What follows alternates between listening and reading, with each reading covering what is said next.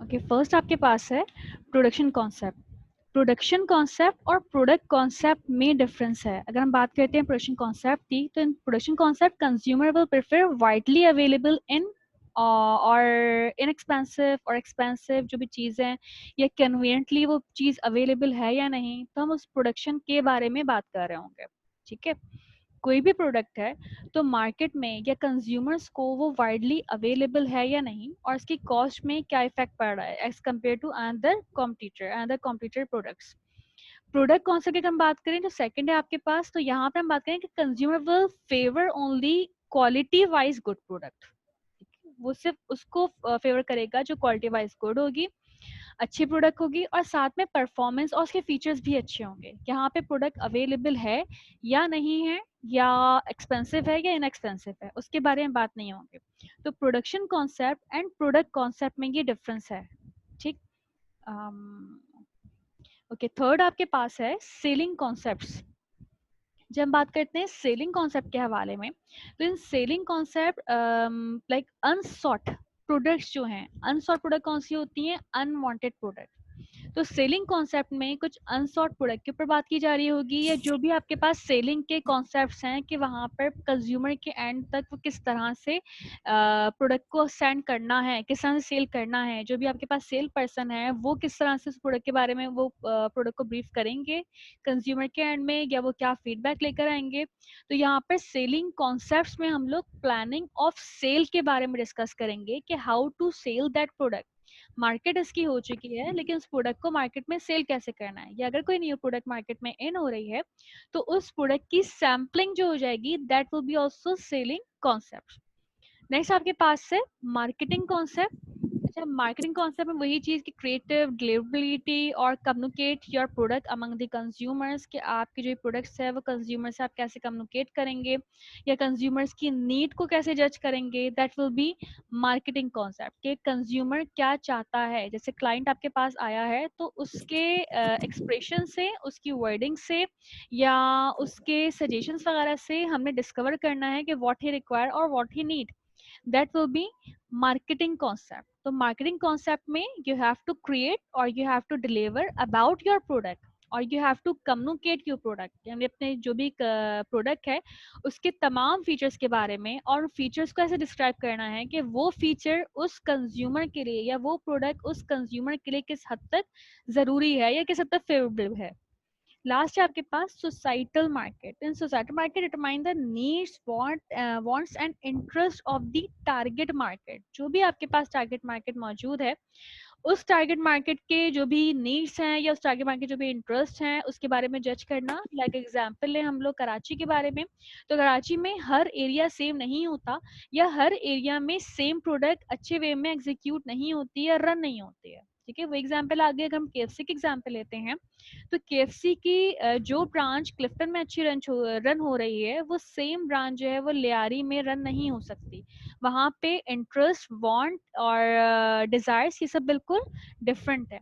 तो societal market क्या हो जाएगी? In societal market you have to determine the needs, wants and interest of your consumer or of that population. ठीक है, तो मार्केटिंग कॉन्सेप्ट्स में आपके पास टोटल 5 कॉन्सेप्ट्स थे। Production concept, product concept, selling concepts, marketing concepts and societal concept. कोई difference, कोई confusion यहाँ पे? ये दो रिपीट कर दें, प्रोडक्शन कॉन्सेप्ट और product concept. Production and product. ठीक है, जब हम बात करते हैं ना प्रोडक्शन कॉन्सेप्ट के हवाले से, तो प्रोडक्शन में हम देखते हैं कि ये प्रोडक्ट कहाँ कहाँ इजीली अवेलेबल है और इसके प्राइस क्या है। ठीक है, कि हर जगह मिल रही है, नहीं है, उसके प्राइस क्या है। ये हम बात कर रहे हैं प्रोडक्शन कॉन्सेप्ट के हवाले से। जब हम बात करते हैं प्रोडक्ट के बारे में, तो भले वो फार अवे आपके पास, बहुत दूर आपको आपके पास अवेलेबल हो, लेकिन उस प्रोडक्ट की क्वालिटी अच्छी होनी चाहिए। ठीक है, जहाँ पे हम क्वालिटी के बारे में, उस प्रोडक्ट की परफॉर्मेंस के बारे में, या उस प्रोडक्ट के जो भी फीचर्स हैं उसके बारे में फोकस करेंगे, नॉट ऑन द एक्सपेंसिव और इनएक्सपेंसिव और अवेलेबिलिटी। इन सबसे हटके जो हम बात करेंगे, that will B product concept. ठीक, अगर एक पिज्जा है, तो पिज्जा में आपके पास प्रोडक्शन कॉन्सेप्ट क्या हो गया कि आपका जैसा भी पिज्जा हो बस पिज्जा होना चाहिए। ठीक है। तो वो पिज्जा आपके पास मार्केट में अवेलेबल है कि ये हाई रेट है, ये चीप रेट है, ये वहाँ पे इजिली अवेलेबल है, इसके ब्रांच यहाँ पे इजिली है। That will B production concept. ठीक है। अगर हम बात करते हैं प्रोडक्ट कॉन्सेप्ट की, तो जिसको पिज्जा लेना होगा ना वो प्रेफर करेगा मैं ब्रॉडवे का लूंगा या पिज्जा हट का पिज्जा ज्यादा अच्छा है, तो वो अपने उस प्रोडक्ट की क्वालिटी को ज्यादा फोकस कर रहा होगा। Similarly in daily usage usage products के बारे में हम बात करें या ग्रोसरी प्रोडक्ट्स के बारे में हम बात करें, तो बहुत ही कुछ लोग बहुत सेलेक्टिव होते हैं। तो जो सेलेक्टिव लोग हैं वो एक खास चीज को ही पिक करेंगे, भले वो बहुत दूर से लेकर आनी हो। That will B product concept. ठीक है। और कुछ लोग बस वो चीज होनी चाहिए चाहे वो जिस कंपनी की भी हो। That will B production concept. तो कंज्यूमर के एंड से दोनों चीजों को अंडरस्टैंड करना, उन दोनों चीजों के जो कॉन्सेप्ट हैं प्रोडक्शन कॉन्सेप्ट और प्रोडक्ट कॉन्सेप्ट के हवाले से, तो वो इन दोनों में ये डिफरेंस है। क्लियर है? Okay madam. आगे चलें। मार्केटिंग कॉन्सेप्ट के बाद नेक्स्ट है आपके पास बिजनेस रिस्पॉन्स एंड एडजस्टमेंट। अच्छा, दो डिफरेंट टॉपिक्स हैं। एक आपके पास है business response and adjustment, second आपके पास है मार्केटर्स रिस्पॉन्स एंड एडजस्टमेंट, और दोनों में डिफरेंस है।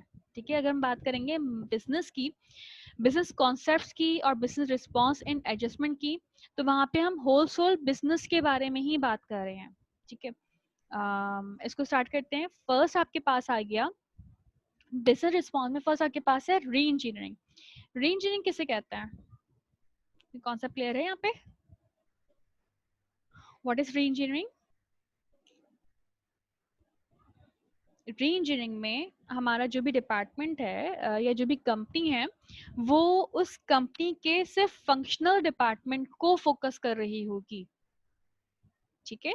अगर एक कंपनी पेन बना रही है, तो वो पेन सिर्फ ब्लू इंक में ही क्यों बन रहा है, वो डिफरेंट कलर्स में क्यों नहीं बन रहा? उस पेन की जो भी क्वालिटी है वो किसी और वे में लेकर, मतलब किसी भी चीज में डिफरेंट शेप्स लेकर आ जाना। जैसे अगर मेरी कंपनी स्नेक्स बना रही थी, तो वो जिस सॉल्टी स्नेक्स के ऊपर वर्क कर रही है। ठीक है। यहाँ पे हम बात कर रहे हैं बिजनेस रिस्पॉन्सेस एंड एडजस्टमेंट के बारे में। बिजनेस रिस्पॉन्सेस, अगर उस सॉल्टी प्रोडक्ट का रिस्पॉन्स बहुत अच्छा है मार्केट में, तो री इंजीनियरिंग क्या हो जाएगा कि मुझे कुछ इनोवेशन भी करनी है, अब मुझे मजीद फ्लेवर के स्नैक्स भी मार्केट में इन करने हैं। दैट विल बी री इंजीनियरिंग। तो री इंजीनियरिंग में ऑर्गेनाइजेशन फोकस कर रही होगी अपनी कंपनी के फंक्शनल डिपार्टमेंट को या प्रोडक्शन डिपार्टमेंट को। ठीक है। सेकंड आपके पास है आउटसोर्सिंग। समटाइम क्या होता है कि कुछ कंपनीज अपनी प्रोडक्ट को या अपनी चीज को आउटसोर्स कर रही होती है। अगर मेरे पास एक बहुत बड़ी सी प्लेस है और वो वेल मेंटेन भी हुई है, तो उस प्लेस में मैंने अपनी चीजों को आउटसोर्स कर दिया है। लाइक इसका कैफेटेरिया जो है मैंने इन लोगों को दे दिया, इसका जो भी जिम है वो मैंने इन लोगों को, जो एक क्लब होता है, तो क्लब बेसिकली क्या है, उसकी कुछ चीजें आउटसोर्स हुई हुई होती हैं। ठीक है। तो आउटसोर्सिंग क्या है? You have to focus the brand of that club. आपने अपने उस क्लब के ब्रांड को फोकस करना है, उसकी मार्केटिंग करनी है। लेकिन जो आपने चीजों को आउटसोर्स किया हुआ है, वो मार्केटिंग अपने इंडिविजुअल करेंगे या उनके सेल्स डिपार्टमेंट बिल्कुल डिफरेंट होगा। तो आउटसोर्सिंग यहाँ पर क्या है कि अगर कोई बिजनेस बहुत अच्छे से रन हो रहा होता है, तो अपनी वो कुछ चीजों को आउटसोर्स कर रहे होंगे। ठीक है। नेक्स्ट आपके पास है ई कॉमर्स। ई कॉमर्स तो क्लियर होगा, अच्छा इलेक्ट्रॉनिक कॉमर्स। जी। ये आउटसोर्सिंग सही तरह समझ नहीं आया, अगर आप इसे मिसाल दें, जैसे कि लाइब्रो शॉप हो ठीक या है। फिर अपना लक्स शॉप है, तो इसमें थोड़ा सा आउटसोर्सिंग को थोड़ा सा डिफाइन इसमें करें। आउटसोर्सेज नहीं होगी। ये तो आपकी जो कंपनी प्रोडक्ट बना रही है, जो मैन्युफैक्चरिंग कर रही है, वही इसको सेल भी कर रही है। इसमें आउटसोर्सिंग नहीं होगी। लाइक अगर आपके पास एक प्लेस है, उस प्लेस को आप कभी इवेंट्स के लिए यूज कर रहे होते हैं, कभी मैरिज इवेंट्स के लिए यूज कर रहे होंगे, और कभी वो एग्जीबिशंस के लिए यूज हो रही होंगी, मतलब वो डिफरेंट प्लेटफॉर्म में यूज हो रही हैं। ठीक है। मीन्स कि आपने अपनी उस जगह को आउटसोर्स कर दिया है डिफरेंट कंपनीज को। कोई कंपनी इवेंट मैनेजर की है, इवेंट मैनेजमेंट की है, और कोई कंपनी एग्जीबिशन वगैरह की है, कोई मार्केटिंग फर्म है, तो आपने उस जगह को आउटसोर्स कर दिया। ठीक है। वो जगह आपकी अपनी है। आउट, या अगर आपका कोई हॉस्पिटल है या फिर कोई यूनिवर्सिटी है या इस तरह से जो भी स्पॉट्स हैं या कोई क्लब वगैरह है, तो आपने अपने क्लब के जिम को आउटसोर्स कर दिया। क्लब के जिम को आउटसोर्स कर दिया। आप अपने क्लब के मेंबरशिप को सेल कर रहे हैं कि आपने एनुअली जो है ना 4000 पे करने हैं इस क्लब की मेंबरशिप के लिए, लेकिन जो जिम की फी है वो बिल्कुल डिफरेंट है। वो वहाँ पे जिम आपने जिसको आउटसोर्स किया है ना, तो उस वो मेंबरशिप में पार्ट तो है कि जिसकी मेंबरशिप होगी वो उस जिम को अवेल कर सकता है, लेकिन उस जिम की भी फर्दर कुछ कॉस्ट होगी। इसी तरह से कोई अगर प्ले एरिया है, कोई कैफेटेरिया है, या उस क्लब के अंदर मार्ट्स हैं डिफरेंट, या सलून के बारे में है, तो ये सब चीजें आपके पास आउटसोर्स हुई हुई हैं। आप सिर्फ फोकस कर रहे हैं अपने एबीसी क्लब को, ठीक है।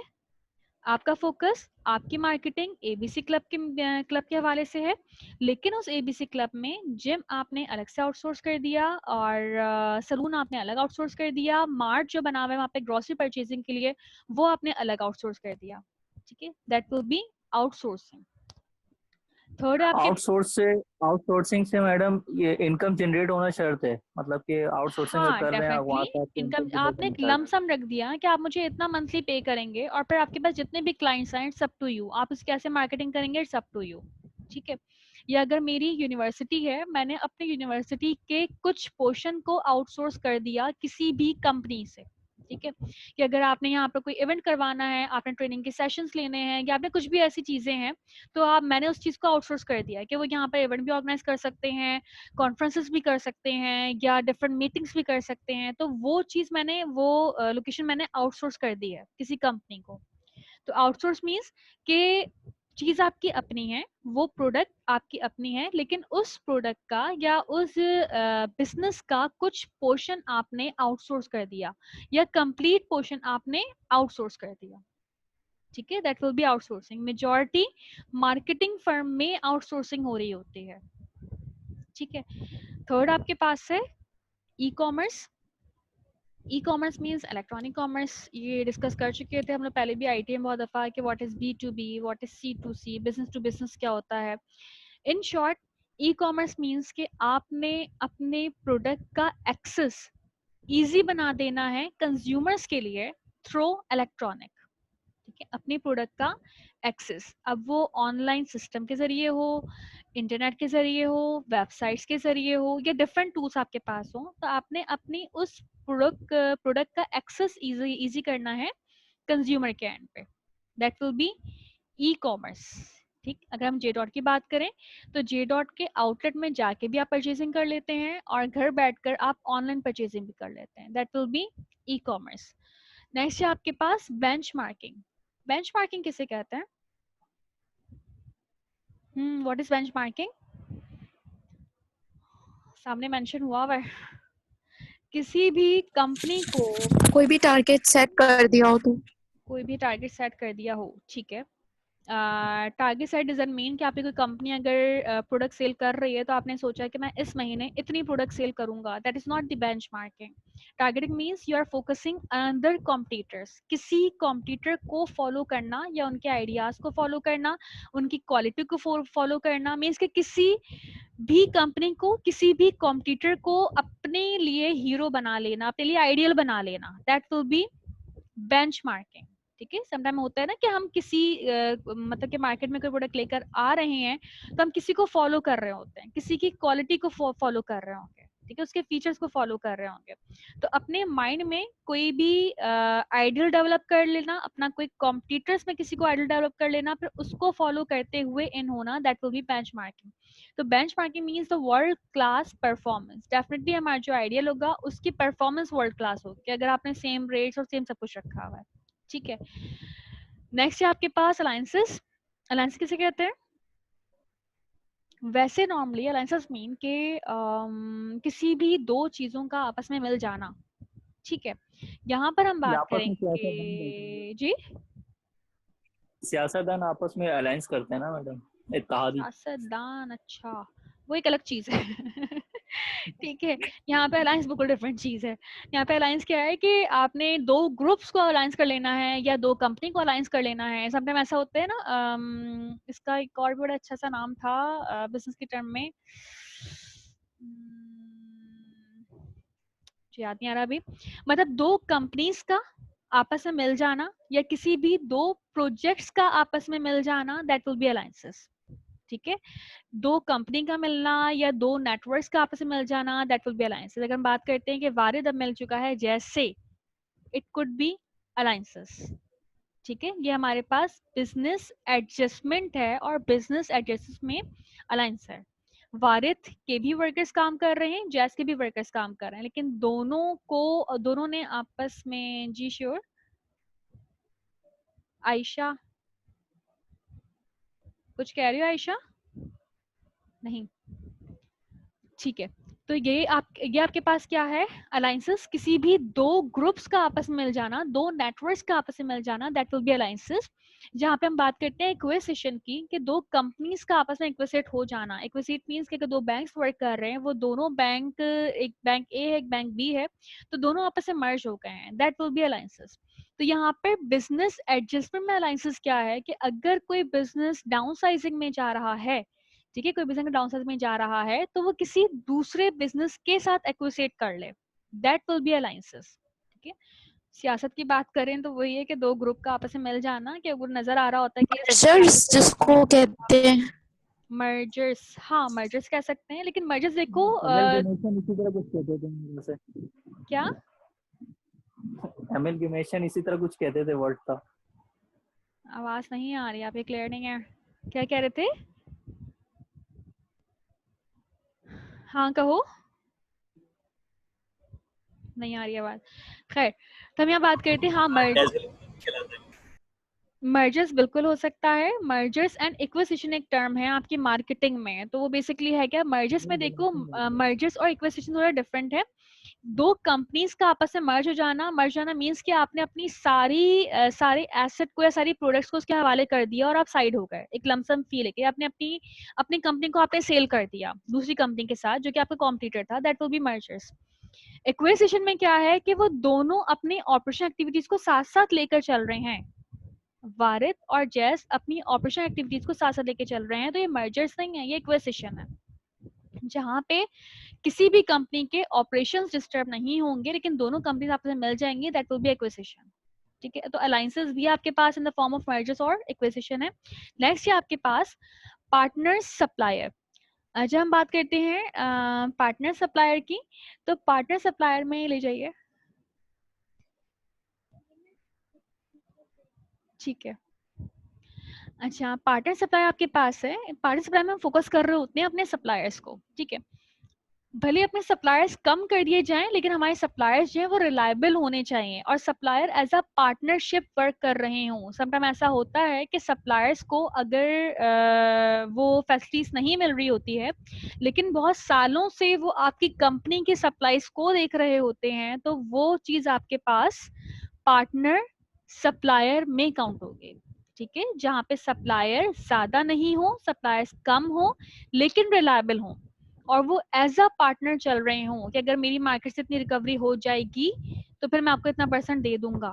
ठीक है, तो होने वाली रिकवरी के ऊपर बेस कर रहे होंगे, मींस के एज अ पार्टनर वर्क कर रहे होंगे, that will be partner suppliers. Next है आपके पास market centre. Market centre means के मार्केट सेगमेंटेशन की फॉर्म में प्रोडक्ट को ऑर्गेनाइज करना। ठीक है, मार्केट सेगमेंटेशन की फॉर्म में प्रोडक्ट को ऑर्गेनाइज करना, that will be market centre. Like segmentation हमने कहा था कि डेमोग्राफिकली और जियोग्राफिकली या साइकोग्राफिकली हमने अपनी मार्केट को एडजस्ट कर लिया है, तो मार्केट सेगमेंटेशन या मार्केट सेगमेंट की फॉर्म में प्रोडक्ट्स को ऑर्गेनाइज करना, that will be market centred. Clear है ये? नहीं क्लियर है? आगे चलते हैं। नहीं, दोबारा बताइए। नहीं है। मार्केट सेंटर्स मीन के मार्केट सेगमेंट्स जो हैं, मार्केट सेगमेंटेशन हमने कल डिस्कस किया था, वो क्या था, जहाँ पे डेमोग्राफिकली और जियोग्राफिकली या साइकोग्राफिकली, ठीक है, हमने अपनी मार्केट को सेगमेंट कर दिया कि ये चीज यहाँ पे ज्यादा बेटर सेल हो सकती है डेमोग्राफिकल चेंजेस की वजह से, ये चीज यहाँ पर ज्यादा बेटर सेल हो सकती है जियोग्राफिकल चेंजेस की वजह से, या ये चीज यहाँ पे ज्यादा बेटर हो सकती है कि वहाँ पे लोगों की साइकी बिल्कुल डिफरेंट है, लोगों का इंटरेस्ट, लोगों का बिहेवियर, एटीट्यूड और ये सब चीजें बिल्कुल डिफरेंट है। ये हमने कहा था कि मार्केट सेगमेंटेशन है। तो मार्केट सेगमेंटेशन की फॉर्म में प्रोडक्ट को ऑर्गेनाइज करना, ऑर्गेनाइजिंग इज कि पहले आपने ये रखना है, फिर आपने ये रखना है, फिर आपने ये रखना है, आपने प्रॉपर एक ऑर्गेनाइजिंग की हुई है। तो मार्केट सेगमेंटेशन की फॉर्म में जो आपने प्रोडक्ट को ऑर्गेनाइज किया है, that will be market centred. ठीक, समटाइम क्या होता है कि अगर हम मार्ट की एग्जांपल ले लें, मार्ट में क्या होता है कि आप लेने के लिए जो जाते हैं उससे कुछ कहीं ज्यादा चीजें आप लेकर आ जाते हैं।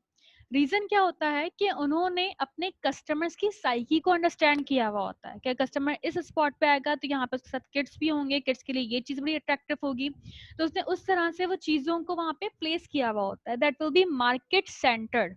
किसी एक चीज को दिखाते हुए पूरी चीज को सीक्वेंस देते हैं। एक जोक भी आया था, मुझे कुछ याद नहीं है, वो एक पर्सन मेडिसिन लेने के लिए आया था और उसको मार्केटिंग डिपार्टमेंट ने एरोप्लेन सेल कर दिया था। तो वो किस तरह से आपके लिए कौन सी चीज बेनिफिशियल है, वो फिर करते करते करते करते करते करते वो उस तक पहुंच गया कि वो लेने के लिए कुछ और आया, लेकिन उसने जो एक सेगमेंटेशन थी तो उसको अंडरस्टैंड करते हुए उसने अपने प्रोडक्ट को ऑर्गेनाइज कर दिया कि आपके लिए ये भी जरूरी है, आप ये भी साथ में ले जाएं, आप ये भी ले जाएं, आप ये भी ले जाएं। तो that will be market centred. ठीक है, जब हम बात करते हैं बिजनेस रिस्पॉन्स एंड एडजस्टमेंट में, तो बिजनेस एडजस्टमेंट क्या होती है कि अगर आपके पास कोई मार्ट है, उस मार्ट में किन किन एटीट्यूड, कौन कौन से एटीट्यूड के लोग आएंगे, कौन कौन से कल्चर के लोग आपके पास आ रहे होंगे, उनके लिए क्या चीजें अट्रैक्टिव रहेंगी, तो उन सब चीजों को अंडरस्टैंड करना, that will be market centre. तो market centre means market segmentation की फॉर्म में प्रोडक्ट को ऑर्गेनाइज करना। क्लियर है ये? आगे चलते हैं, global and local. Form of local to global. कुछ चीजें ऐसी होती हैं, अभी इनिशिएट लिया था उस बिजनेस का, उसका इनिशिएशन काफी सक्सेसफुल रहा, फिर आपने कुछ स्टैंडर्ड्स को फॉलो किया और उसको आप लोकल स्टैंडर्ड्स पे लेकर आ गए। लोकल स्टैंडर्ड के बाद आपने मजीद स्टैंडर्ड को फॉलो किया और फिर आप उसको इंटरनेशनल स्टैंडर्ड्स पे लेकर आ गए। उसके बाद आपने उस मार्केट को ग्लोबली एग्जीक्यूट कर दिया।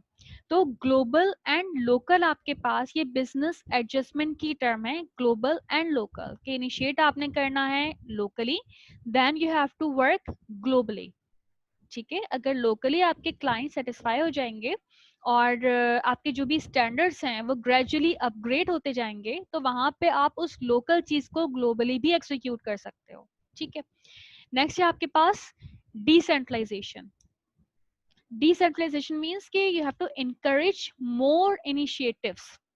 अगर आपकी कंपनी कोई एक चीज बना रही थी और आपने मजीद लोगों को हायर कर लिया, या बीइंग एन एंटरप्रेन्योर आपने मजीद कुछ चीजों के बारे में सोचा कि अगर मैं ये भी वर्क कर लूँ, ये भी वर्क कर लूँ। एक छोटी सी एग्जांपल हिलाल की, कि पहले वो सिर्फ कैंडीज के ऊपर वर्क कर रही थी और आज हिलाल की बहुत सारी चीजें हो गई हैं, बहुत सारे डिफरेंट प्रोडक्ट्स उसने इन कर लिए मार्केट में। तो that will be decentralisation, means के इनकरेज मोर इनिशिएशन। ठीक है, that will be decentralisation. Clear है ये? कोई कंफ्यूजन यहाँ पे? कोई कंफ्यूजन? ये लास्ट वाला दोबारा बताइएगा। डिसेंट्रलाइजेशन, देखो नाम से जो हो रहा होता है कि कुछ चीजें हमारे पास सेंट्रलाइज थी, फिर उसको हमने डिसेंट्रलाइज कर लिया।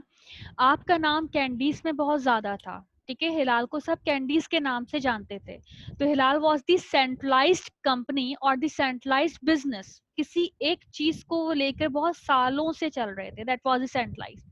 डिसेंट्रलाइज कि अगर आपकी वो चीज बहुत अच्छी रन हो चुकी और आपने बहुत टाइम उसको दे दिया, आपकी मार्केट बहुत बड़ी हो चुकी है, मार्केट बड़ी मीन्स कि आपके बहुत सारे क्लाइंट्स बन चुके हैं, कस्टमर सेटिस्फाई हो चुके हैं, तो आपने उस सेंट्रलाइज को डिसेंट्रलाइज कर दिया। मीन्स कि आपने मजीद रिस्क लिया, मजीद इनकरेज किया अपने लोगों को कि वो और दूसरी चीजें भी यहाँ पे मैन्युफैक्चर करना शुरू कर दें।